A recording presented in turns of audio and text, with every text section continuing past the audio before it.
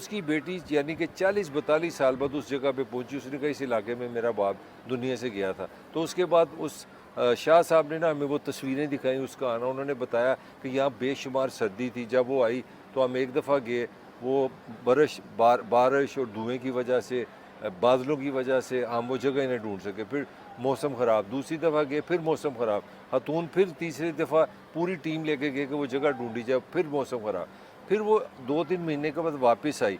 तब लकीली वो जनाब मौसम साफ़ था, तो वो उस चोटी पे गए। वहाँ उन्होंने जाके वो जगह डिस्कवर की जहाँ पे उन लोगों की डेथ हुई थी। तो वहाँ उन्होंने सिंबॉलिकली उसकी कबर भी बना दी। तो ये इतनी मूव एक ह्यूमन एक्सपीरियंस की कहानी थी कि एक खातून, एक लड़की जो दुनिया में पैदा हुई, उसके पैदा होने से पहले उसका बाप पाकिस्तान में मर चुका था और वो 40-42 साल की उम्र में जर्मनी से पाकिस्तान के नॉर्दर्न एरिया में आती है, पशु आती है और वहाँ से वो ग्लेशियर ढूंढती है जहाँ उसका बाप जो है ना इस दुनिया से गया था। और फिर वो